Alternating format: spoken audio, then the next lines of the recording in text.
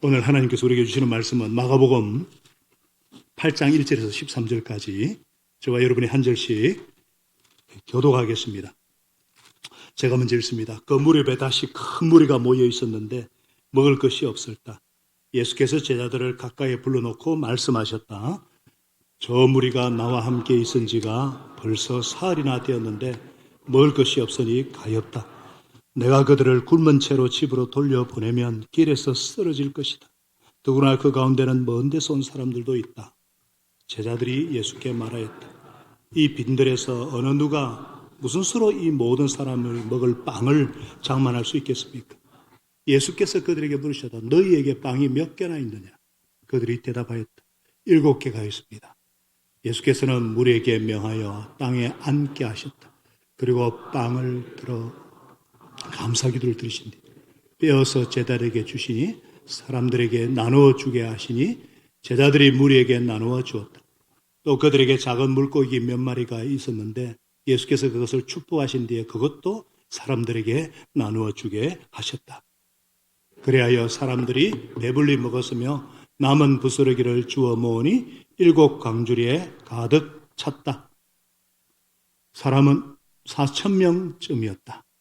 예수께서는 그들을 헤쳐 보내셨다. 같이 읽습니다. 그리고 곧 제자들이 함께 배올라 달모노다 시봉으로 가셨다. 바리새파 사람들이 나와서는 예수께서 시비를 걸기 시작했다. 그들은 예수를 시험하느라고 그에게 하늘로부터 내리는 표징을 요구하였다. 예수께서는 속으로 깊이 탄식하시고서 말씀하셨다. 어찌하여 이 세대가 표징을 요구하는가? 내가 진정으로 너에게 말한다. 이 세대는 아무 표징도 받지 못할 것이다. 다 같이요. 그리고 예수께서는 그들을 떠나 다시 배를 타고 건너편으로 가셨다. 아멘. 제 목소리 잘 들리세요? 제가 지금 심한 코감기 비염으로 한 일주일을 좀 알아가지고요. 오히려 소리가 더 중하고 좋은가요? 네. 여러분은 예수님의 어떤 점을 담고 싶으세요? 예수님의 이 성품도 있고 또 능력도 있고 어떤 점을 담고 싶으세요? 저는 목회자로서 능력 있는 종이 되기를 원했습니다. 말씀 안 맞도록 병자도 고치고 말씀을 선포하면 사람들이 회개하고 예수님께로 돌아오고 오늘 본문에 예수님처럼 막 떡 7개로 4,000명도 먹이고 그런 기적은 못할지라도 뭔가 능력 있는 그런 종이 되기를 원했어요. 그런데 성경을 묵상하고 예수님을 배워가면 배워갈수록 예수님의 이 모든 능력의 원천이 불쌍히 여기심, 예수님의 긍휼하심, 병자를 고칠 때도 예수님께서 불쌍히 여기시고 귀신에게 사로잡힌 자를 구원할 때도 물론 그들의 믿음을 보시지만은 예수님의 긍휼이 불쌍히 여기는 것이 치유의 원동력이었어요. 예수님께서 기적을 행하시는 모든 일의 그 밑바탕에는 긍휼, 불쌍히 여기는 마음, 사랑이었습니다. 제가 그것을 알고는 그렇구나. 그렇구나. 예수님의 마음을 품어야 되겠다. 그래서 예수님의 긍휼을 품게 해달라고 예수님의 마음을 담게 해달라고 기도를 하고 있고 지금도 기도하고 있어요. 지난 한 주 동안에는 특별히 악한 습관과 이 영적인 방황 가운데 있는 아들을 살려달라고 애가 타는 애간장이 끊어지는 단장의 마음으로 기도하는 그 엄마의 그 기도, 강박증으로 평강과 기쁨을 잃고 힘겹게 살아가는 성도의 모습, 입사한 지 얼마 안 됐는데도 업무의 그 가중함과 그 상사와의 스트레스로 고통하는 그 지체의 그 기도 제목, 또 힘들고 지치기 쉬운 일터에서도 영혼이 갈리지 않고 버텨내고 정말 몸부림치는 그 성도를 생각하면서 특별히 어떤 한 가정을 생각하면 탄식하면서 생치기를 하면서 몇 날 며칠을 가슴앓이를 하면서 매달렸습니다. 주님, 상아래 개들도 자녀들이 흘리는 부스러기는 먹지 않습니까? 주님, 제가 저들의 고통과 삶의 무게를 다 할 수는 없지만 불쌍히 여겨 주십시오. 긍휼히 여겨 주십시오. 주님, 제게는 도울 힘이, 도울 지혜가, 믿음이 부족하고 능력이 없지만 주께서 힘이 되어 주시고 도움이 되어 주시고 위로가 되어 주시옵소서.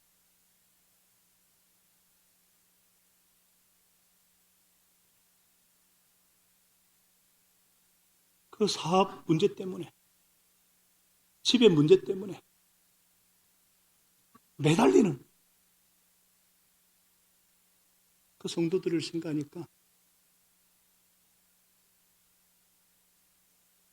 또 제가 그렇게 막 기도를 하다 보니까 어느 날 또 아내가 또 더 불쌍해 보였어요. 이번 주에 새벽에 자다가 종아리가 땡겨서 막 치가 나서 고통 가운데 막 새벽에 깨는 거예요. 3일을 일하지만 하루 종일 서서 일하는 알바다 보니까 종아리가 아파가지고 더 연약한 질거리사 그런지 요즘은 새벽 깨우기도 쉽지 않고 또 간호 실습하는 아들 밥에 먹인다고 꼭 얘는 아침을 먹어야 되니까 그것도 먹인다고 또 목녀들 만나서 밥 사주고 여집사들 초대해가지고 밥 사주고 하여튼 어릴 때부터 소녀 가장이었어요. 교회에서도 막 보이지 않게 이것저것 자꾸 이렇게 약해지는 아내 보니까 너무 안쓰럽고 불쌍해가지고 요구나 불평 대신에 잘하네. 사모로서 저 정도면은 잘하지. 왕비로 내가 참 대접을 더 잘해야 되겠다. 저 잘 모셔야지. 그리고 한 번은 여보 나는 불쌍하지 않아요 그러니까 당신 항상 불쌍하지. 집은 잠만 자고 매 온종일 교회 살면서 긴장 가운데 깨어 있어야 되고 공감 능력도 부족한데 그 공감을 애쓰는 모습이 참 불쌍하지. 근데 불쌍하는 것보다 사랑스러워 그러더라고요. 여러분 참 누군가를 보고 가슴이 찢어지는 아픔과 고통을 느껴본 적이 있습니까? 저는 선교사님들 생각하면 가슴이 찢어질 때가 있어요.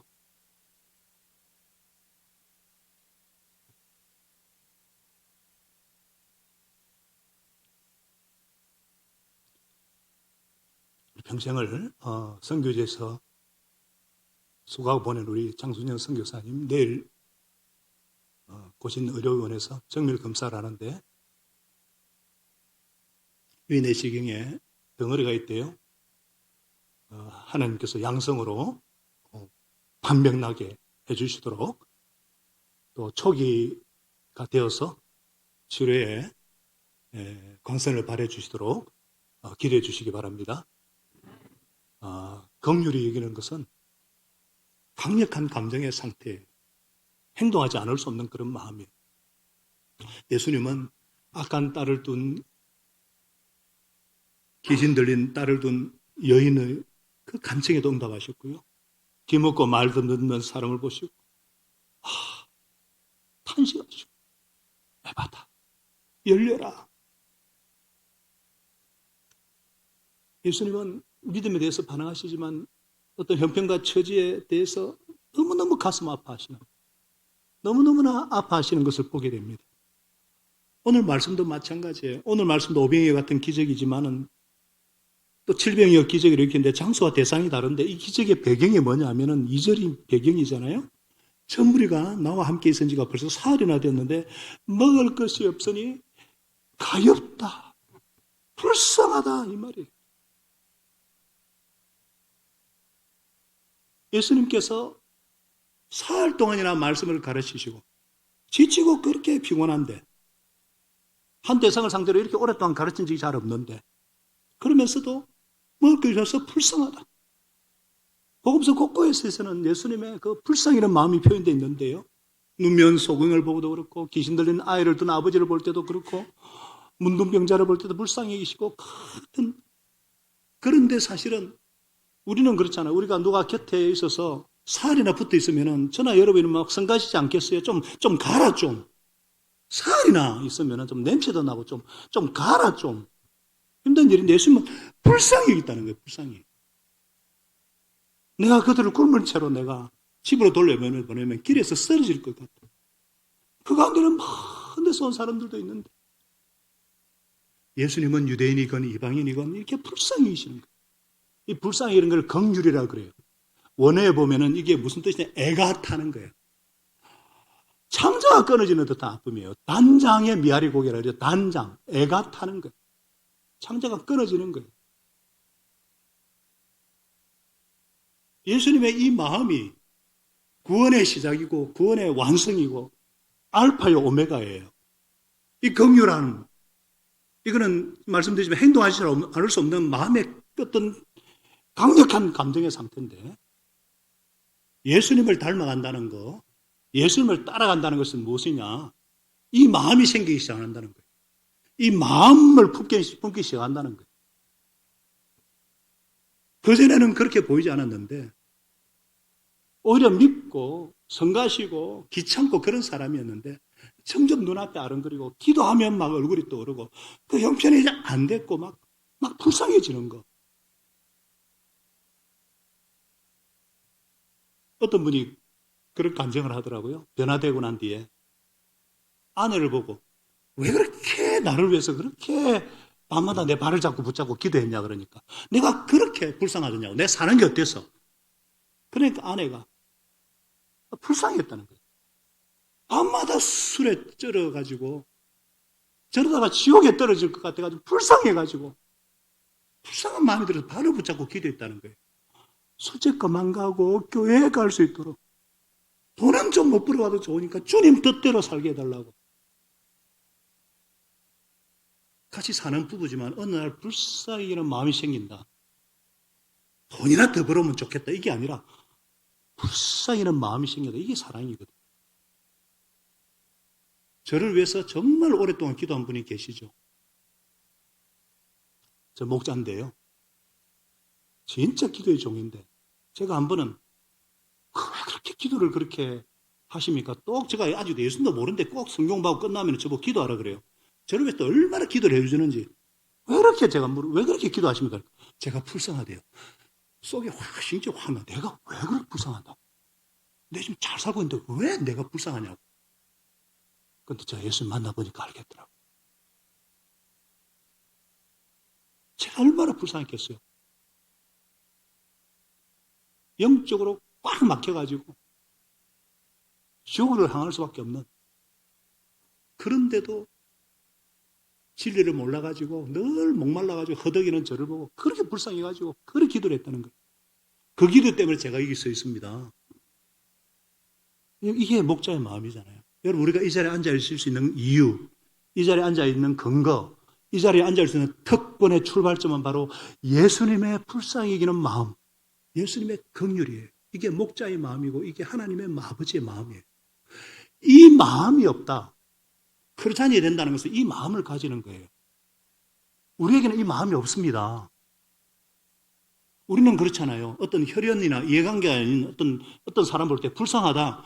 그거는 인간에게는 그런 마음이 없어요. 그거는 하나님 아버지의 마음이고 목자의 마음이고 예수의 마음이에요. 로마서 5장 5절에 있듯이 성령께서, 하나님께서 우리에게 주신 성령께서 그런 사람 우리 마음에 부어주셨기 때문에 생기는 것이지, 예수 믿는다는 것은 뭐냐? 성령 받았다는 건 뭐냐?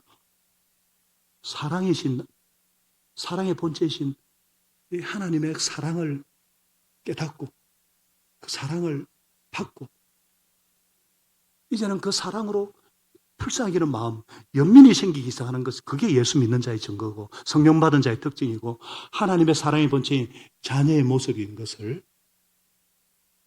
믿으시기 바랍니다. 좋은 신앙이라는 뭐냐? 이런 불쌍히 여기는 마음, 이런 마음이 점점 차오르는 거예요. 반대로 점점 독해진다. 바리새인들처럼 점점 정죄의 눈과 비난의 눈과 독해진다. 이런 사람들이 모인 교회라면 소망이 없어요. 긍휼의 마음이 생기지 않으면 이 세상은 더 이상 소망이 없습니다. 예수님의 이 마음이 아니고는요, 이 세상을 그 누구도 바꿀 수가 없어요.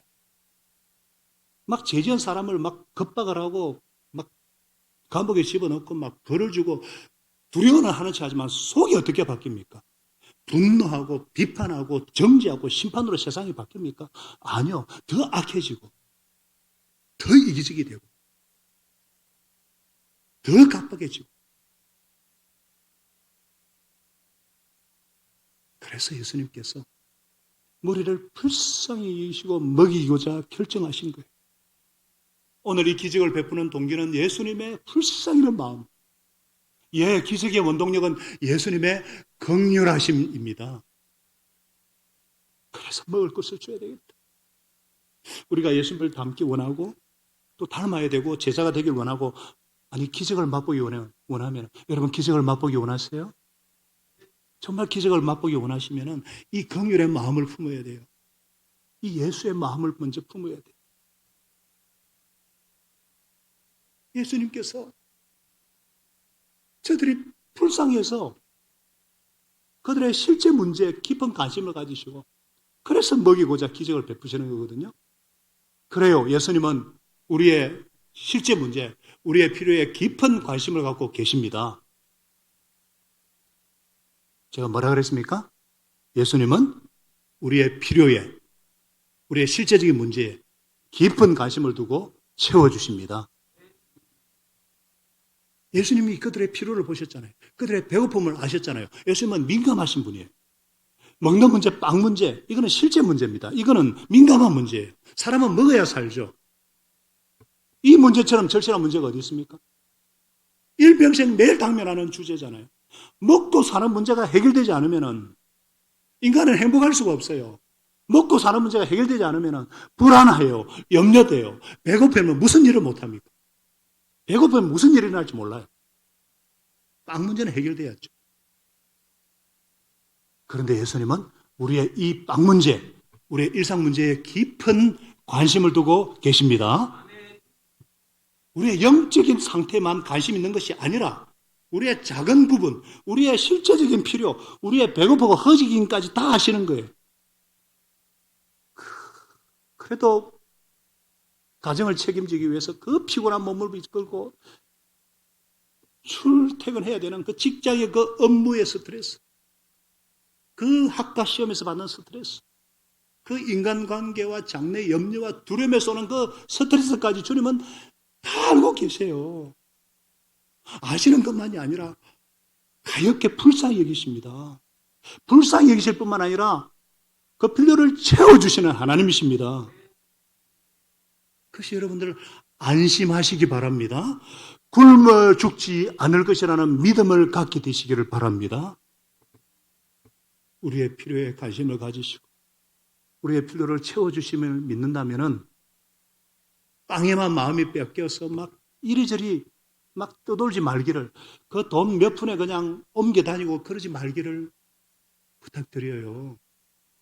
여러분, 세상은요, 수단 방법을 가지 않고 빵을 소유하고 빵을 생산해내고 빵을 더 많이 가진 자가 성공했다, 축복으로 부축입니다. 물질에만 집착하는 세상이죠. 온통 빵 얘기예요. 빵만 있으면 된다. 빵이 전부 다, 어제 무슨 빵 먹었니? 어제 무슨 빵 먹었니? 전부 먹방이에요, 먹방. 전부 먹는 방송만 하고. 그렇게 배 터지게 먹었으면 그 다음은 좀 아무도 할 건데 그 다음 더 또 먹고. 그런데 그렇게 물질적인 번영이 가져다 준 각종 폐해, 모든 악독한 범죄와 사건, 사고들은 다 빵이 들어있어요. 물질 돈이 들어있어요. 쩐의 전쟁, 떡의 전쟁, 빵의 전쟁, 돈의 전쟁이에요.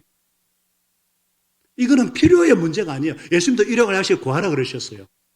그런데 문제는 이게 욕망의 문제로 넘어가 버렸어요. 왜 일용할 양식을, 평생을 먹을 양식을 구하고 매일매일 하나님께 구하면 하나님은 관심 갖고 있잖아요. 그걸 제일 먼저 기도할 때 일용할 양식 구하라 그랬잖아요. 그런데 평생 먹을 것을 한꺼번에 구하고 충분한데도 더 구하고 그것 추구하다가 욕망의 노예가 돼가지고 땅의 희식물이 되고 떡을 추구하다가 떡이 되는 사람들이 얼마나 많아요. 그래요. 이럴 때는 웃어야지. 그 좋은 집, 좋은 음식을 먹는데 왜 그렇게 더 우울해지고, 좋은 침대에 자는데 왜 그렇게 잠은 설치고. 여러분, 우리가 이런 세상에서 우리가 예수님의 마음을 품게 되면 어떻게 되느냐? 자유가 임합니다. 나로부터 자유가 임해요. 어떤 탐욕으로부터 자유, 어떤 인정받고 싶은 어떤 그런 것부터의 자유, 진리 안에서 누리는 자유. 제일 먼저 임하는 게 자유와 평안이에요. 그리고 예수의 마음을 품으면 그런 사람들이 불쌍해 보입니다. 돈이 있어도 불쌍하잖아요. 어떤 회장이 보세요. 지금 이혼 때문에 절반이 그냥 날아가잖아요. 근육 자랑하는 사람 진짜 불쌍해요. 아이고, 저 근육 자랑하는 거, 저 키우려고 얼마나 쌩고생 하는 거 내가 알거든요. 좋은 옷, 좋은 차를 타고 다니도 참 불쌍해요. 저거 끌키면은 저거 금방 몇백만 원 날라올 건데, 아이고, 저거 무서워서 어떻게 운전하냐. 제가 좀 이상해요. 진짜 불쌍해요. 옛날에는 저는 좋은 차가 눈에 안 들어옵니다. 그렇잖아요. 왜냐하면 우리 인간은 하나님이 빵으로만 만족할 수 없게 만드셨습니다. 빵으로만 만족한다, 그거는 동물적이죠. 그래서 어거스틴이 그런 말 했잖아요. 우리가 하나님 품에 안기기 전에는 참된 안식이 없나이다. 파스칼이 그런 말 했잖아요. 하나님, 우리가 당신한테 참된 만족을 얻게 하지는 이 세상 어디에도 만족이 없나이다. 진정한 만족, 하나님이 아니면은 진정한 만족, 진정한 행복, 진정한 안식은 없습니다. 예수님이 아니기에는 참된 자유가 없습니다. 진리를 알지니 진리가 너희를 자유롭게 하리라. 그런데 사실 우리의 본성상 참 그렇잖아요. 내 필요가 먼저 눈에 들어오잖아요. 남의 필요 눈에 들어오지 않습니다. 남의 필요가 눈에 띄어도 불쌍히 이런 마음이 생기지 않습니다. 혹시나 불쌍히 마음이 생기도 우리가 채워주지 못해요. 그렇잖아요? 왜 그렇습니까? 본래 사랑이 우리에게는 없다 그랬고요. 그 다음에 뭐냐? 내가 소유한 것으로만 도와야 된다 생각이기 때문에 내가 가지고 있는 것으로 필요를 채워주려고 그러니까 내가 가진 금전, 내가 가진 시간, 내가 가진 능력은 한계가 있거든요. 옆 사람의 필요를 내가 좀 채워주려고 해도 내 것 가지고 채워주려니까 엄두가 안 나요. 그래서 하는 말이 뭐예요? 아이고, 내 코가 석자인데 뭘? 네 떡 네 먹고 내 떡 내 먹고, 아니 네 가진 떡도 내가 먹어야 되겠다 그러잖아요. 내 코가 석자인데 또 왜 못 채워져요? 내가 책임져야 된다는 착각 때문에. 좋은 말로는 책임의식인데 이게 교만이잖아요. 내가 책임질 생각하니까 못하겠다. 불평, 불만. 그 제자들이 이해가 되지 않습니까? 제자들이 예수님께 빈들에서 어느 누가 무슨 수로 이 모든 사람들이 먹을 빵을 장만할 수 있겠습니까? 예수님 좀. 아니, 우리 진짜 솔직하게 말해서 좀 오병이어 기적한 게 며칠 전이에요. 오병이어를 기적한 것이 얼마 전이에요. 그걸 기적에 체험했으면은 제자들이 먼저 주님, 이들을 먹이기를 원하시군요. 여기 빵이 있습니다. 그래야 되잖아요. 그래야 되잖아요. 그래야 되잖아요. 그래야 되잖아요.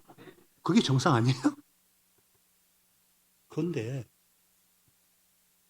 오병이어로 먹일 때는 그래도 막 여기 이랬잖아요. 근데 이들은 이방인들이란 말이에요. 이방인들을 먹이고 싶지 않아. 주다이즘 국수주의. 이게 문제예요. 그들에게 긍휼은 마음이 없습니다. 예수님 마음이 없어요. 예수님 따라다니면 뭐합니까? 아이고, 언제 철들지. 예수님이 하는 수 없어서 너에게 빵이 몇 개 있느냐? 7개가 있습니다. 전에는 5개인데 여기는 7개. 2개가 더 있네. 2개가 더. 옆에 사람 보고 얘기합시다. 2개가 더 있네. 2개가 더 있네.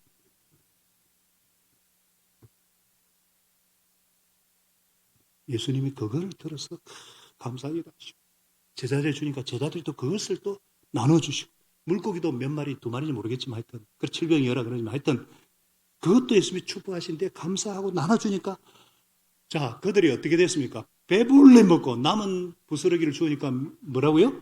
7강조리에 가득 찼던 사람이 4,000명쯤이었다. 여자아이 하면 몇 명인지 몰라요. 여러분, 이 사건은 정말 있었던 사건입니다. 우리는 믿지 않을 수 없습니다. 우리는 글자 그대로 칠병이로 4,000명 먹인 것을 믿습니다. 왜 믿습니까? 예수님은 하나님의 아들이시기 때문입니다. 예수님은 창조주 하나님이시기 때문입니다. 천지 만물을 말씀으로 창조하신 하나님께서 떡 7개로 4,000명 먹이는 건 그거는 너무 쉬운 일이기 때문에. 여러분, 기적을 맛보고 싶으십니까? 기적을 맛보고 싶으세요?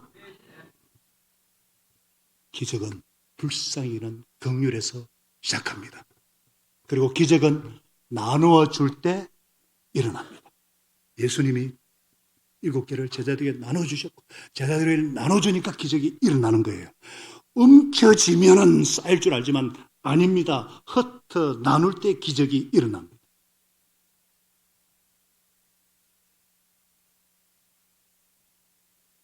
이 예를 들려면은 선교제는 이런 예가 비일비재.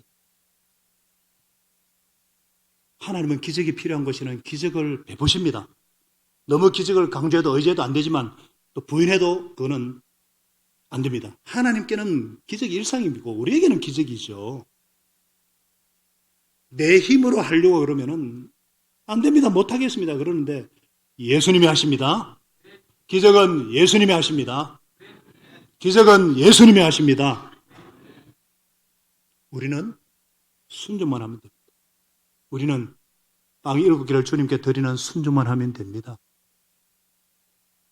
예, 기적을 맛보려면 불쌍히 여기고 내가 가진 시간, 내가 가진 어떤 물질, 내가 가진 어떤 재능을 주님께 드릴 때 주님께서 이것을 통해서 이루십니다. 여러분, 우리에게 있는 거, 우리에게는 빵 7개는 있잖아요. 우리 교회도 이거는 있어요. 찾아볼까요? 우리 교회는요, 예수님의 긍휼을 닮으로 애를 쓰는 목자, 목녀들이 있어요. 중보기도 사역자들이 있어요. 최선을 다하는 교육 목자들, 교사들이 있어요. 사역자들이 있어요. 우리에게 있는 아름다운 것들이 많아요. 그것을 주님께 드리면 주님이 감사히 받으시고 축복하십니다. 지금까지 미약한 우리를 통해서 하나님의 놀라운 일들을 이루셨습니다. 참으로 놀라운 일들을 이루셨어요. 이번 평시도 세미나도 그래요. 우리가 10번째 갖는 것이지만 우리가 사실 뭐가 있어서 우리같이 약하고 미약한 교회도 없지만 그러나 우리의 칠병이여 우리의 기도와 우리의 순종과 우리의 섬김 최선을 다해 주님께 감사함으로 드릴 때에 7강조리에 차고 넘치는 간정과 감사와 기쁨의 열매를 주실 줄 믿고 기도합니다. 오병이어 때는 12바구니예요. 이거는 소쿠리예요. 그러나 이거는 광주리예요. 광주리. 사람이 어른이 들어가는 광주리예요. 소쿠리하고 광주리 아시겠죠? 할렐루야. 감사함으로 드릴 때에 참석한 자들이나 우리 모두에게 예수님을 닮는 복을 주실 것이고 기적을 맛보게 해 주실 줄로 믿습니다. 여기까지 하고 마칠까요? 좀 더 기적을 맛보고 싶으시죠? 좀 더 해도 되겠습니까? 더우십니까? 더우시면 에어컨을 틀어주실래요? 안 추워요? 네. 야, 지금 기적이 일어나고 있습니다. 자, 예수님께서요, 기적이신 다음에 군정들이 또 법석될 것 같으니까 그들을 헤쳐보내셨어요. 그러면 달마누다, 막달라라는 곳이거든요. 갈릴리오스 습변의 강가에 유대인 지으로 오셨는데 바리새파 사람들이 다시 언쟁이 붙였어요. 그러니까 예수님이 시비 걸기했습니다. 11절에 그들이 예수를 시험하느라 하늘부터 내리는 표징을 요구했다. 어떤 표징을 요구했는지 모르겠지만 아마 예수님이 모세보다 크다고 하시니까 그럼 네가 요단강을 갈라봐라 그랬는지 모르겠어요. 바알시험을 하면서 귀신을 쫓았는데 그렇게 매도했기 때문에 이번에도 쫓아내봐라 그런지 모르겠어요. 여기에 대한 예수님의 반응이 무엇이냐? 12절에 예수님께서 마음속으로 깊이 탄식하시고 어찌하여 이 세대가 표징을 요구하는가? 마음속으로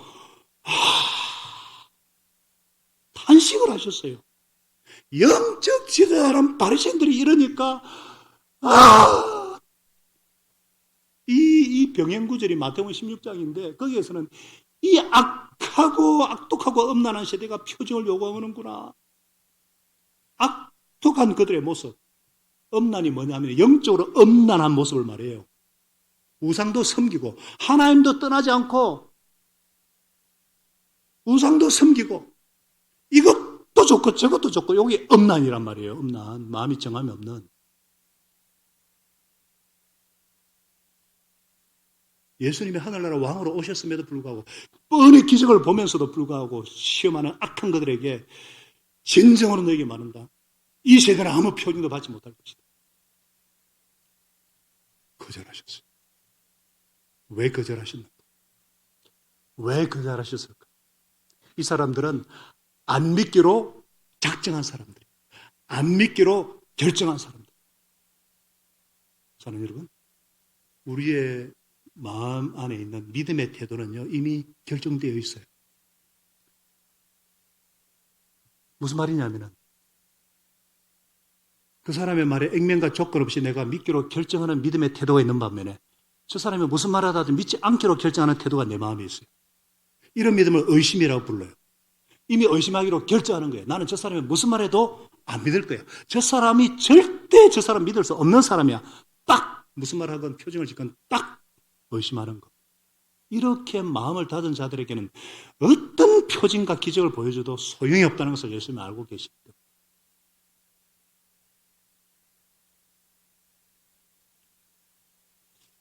제가 어떤 사람이 이런 얘기를 하는 거 제가 저한테 그런 사람이 이런 말을 했습니다. 예수님이 살아있다면 예수님이 오셔가지고 너튜브라고 하죠. 유튜브. TV 생방에 한번 쫙 나오시면 사람이 다 믿을 것 같은데 왜 안 하십니까? 또 우리 주변에도 내가 정말 기적을 뭔가 내세한 기적이 확 있으면 내가 정말 믿음이 확 생기겠는데 이런 얘기하는 사람 보면은 제가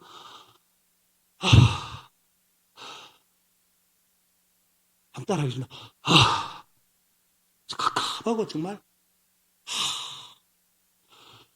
기적을 봐서 믿을 거면 3년 전에 예수님을 따라다니면서 그렇게 많은 기적을 본 유다는 왜 예수를 팔아먹였어요? 기적을 보고 믿을 거면 모세를 따라 홍해가 갈라지고 열가의 장이 떨어지고 만나가 떨어지는 것을 먹은 이스라엘 백성들은 왜 다 믿지 못하고 강야에서 엎어졌느냐?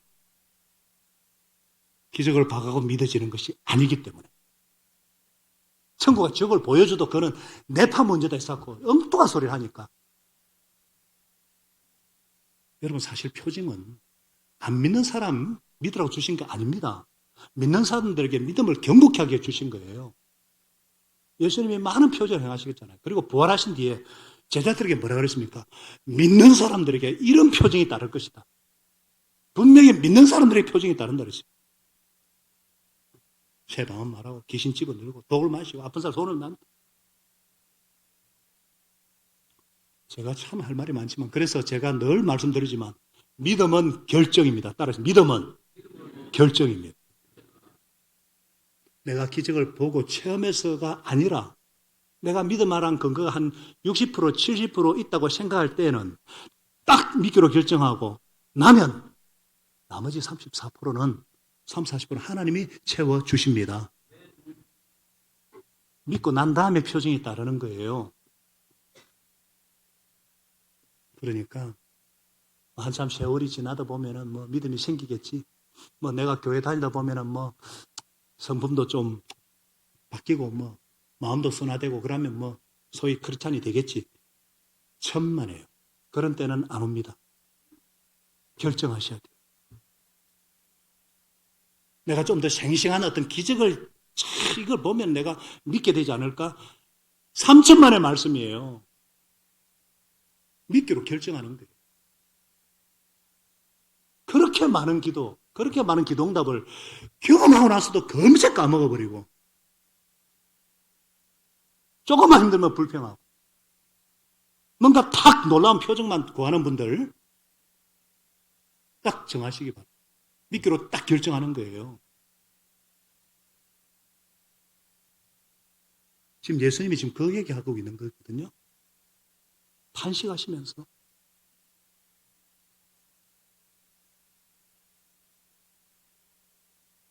정말 기적을 맛보고 싶으세요? 정말 기적을 체험하고 싶으세요? 그러면 기적의 주체신 예수님을 바라보시기 바랍니다. 이 질병의 표적의 핵심이 뭐예요? 내가 생명의 빵이라는 거예요. 예수님이 생명의 빵입니다. 이게 기적을 베푸신 본래 목적이에요. 빵을 주신 주님, 기적의 주체신 예수 그리스도, 생명의 빵인 예수를 보고 예수를 먹고 예수를 나눌 때 참된 기적을 맛보게 될 것이다. 왜 그렇습니까? 예수님이 최고의 표징이기 때문입니다. 이 악하고 엄란한 세대가 표징을 요구하지만 이 세대에게는 요나의 표징밖에는 아무 표징도 받지 못할 것이다. 요나의 표징이 뭐예요? 요나가 고래 뱃속에 사흘 동안 갇혀서 사흘 만에 고래가 뱃속에서 토해내가지고 나중에 니느웨가 심판을 이 요나가 불순종했잖아요. 참 이방인들 요나도 그 불순종해가지고 이방인들에게 심판을 전파하니까 하나님 말씀 불순종하다가 다시스로 가다가 하나님이 바다에 빠뜨려가지고 고래가 삼키잖아요. 그 뱃속에 사흘 동안에 막 회개하고 뱃속에서 나온 것처럼 예수님이 십자가에 못 박힌 후에 사흘 만에 죽음에서 부활하신 십자가 부활의 표적만이 최후의 표적이고 최대의 표적이고 최고의 표적이기 때문에 이 표적은 모든 사람에게 영원한 생명과 영원한 풍성한 생명을 주시기 때문에 할렐루야. 그래서 예수님께서 하나님 나라의 왕으로 오셔서 풍성한 하늘을 보여주시고 우리의 배부름을 해결해 주신 이 주님께서 오늘날 저와 여러분을 이렇게 초대하십니다. 너희 목마른 자들아 다 내게로 물러나오라. 너희 배고픈 자들아 돈이 없는 자들아 다 오라. 돈도 내지 말고 값도 지 말고 포도주와 젖을 사라. 어찌하면은 양식을 얻지도 못하면서 돈을 지불하고 배부르게 하지 못할 것 때문에 그렇게 수고하느냐. 들으라. 내가 하는 말을 들으라. 그러면 너희가 좋은 것을 먹을 것이며 기름진 것으로 너희 마음이 즐거울 것이다. 여러분 구약과 신약에 또 신약에도 보면은요 줄인 자들에게 좋은 것으로 배부르게 하시고 내가 온 것은 양으로 생명을 때 풍성케 하려 함이라. 내 잔이 넘치나이다. 혼인잔치의 그 풍성한 모든 하나님 나라의 비밀은 왕 대신 주님께서 풍성케 하시는 우리 예수님이 이 예수님이 4,000분도 먹이고 배부르게 하시고 7 강조리가 남게 하신 기적의 주역이십니다. 이 예수님께서 당신의 자녀들의 실제 문제도 필요도 채워주시는 분이십니다. 그래서 이 주님을 바라보고 이 주님을 의지하고 이 주님과 동행하는 삶을 사십시다. 풍성한 기적의 삶이 살게 하실 것입니다.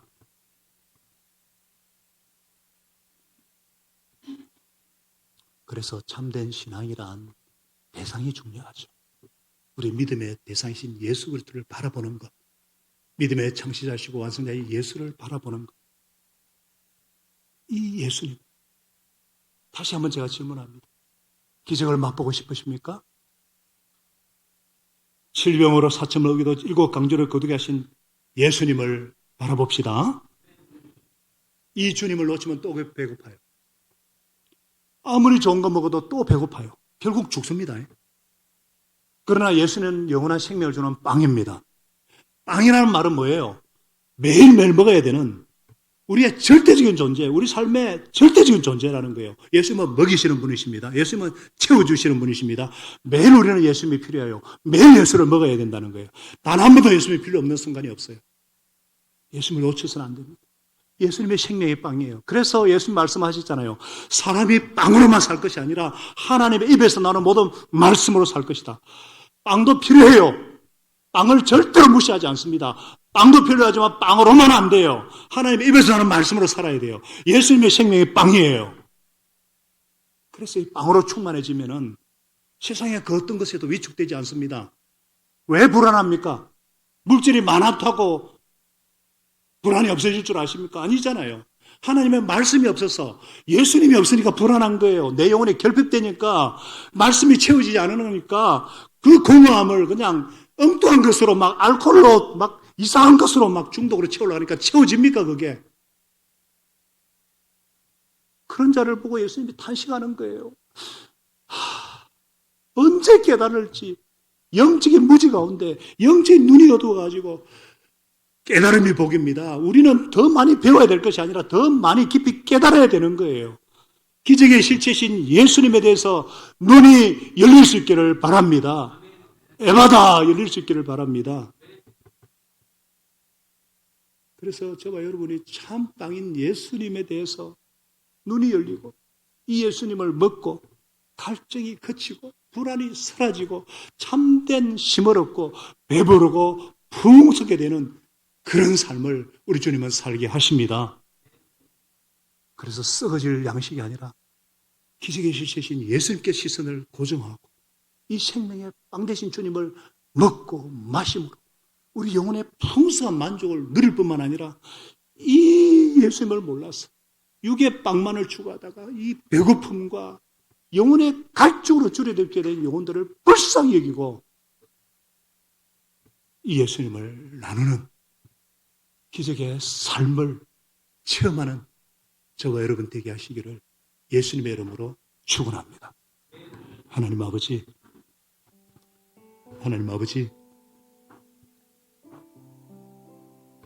우리 예수님께서 이 땅만 바라보고 이 땅의 것이만 전부인 줄 알다가 영적인 무지와 어둠 가운데 허무와 무의미 가운데 줄여 죽게 되고 지옥에 떨어질 수밖에 없는 죄인을 불쌍히 여기셔서 긍휼히 여기셔서 먼저 찾아와 주시고 먼저 말씀으로 제 눈을 열어주셔서 생명의 빵이시고 생명의 근원 되신 예수님을 먹고 영혼의 참된 만족과 참된 행복과 참된 안식과 진리가 주는 자유를 누리게 하심을 감사합니다. 하나님 아버지, 제가 어느새 주님의 긍휼을 놓치고 주님의 불쌍히 여기는 마음을 놓치셔서 자기 중심적인 신앙, 자기 만족적인 신앙생활을 한 것을 애통하며 회개합니다. 주님 긍휼히 여겨주시고 불쌍히 여겨주시고 긍휼을 베푸는 자 되게 하여 주옵소서.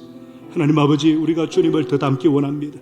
이기적이고 자기중심적인 신앙이 아니라 주님의 긍휼히 여기는 그런 삶을 살게 하여 주시고 복음을 전할 수 있도록 사랑하고 섬길 수 있도록 결정하게 하여 주옵소서.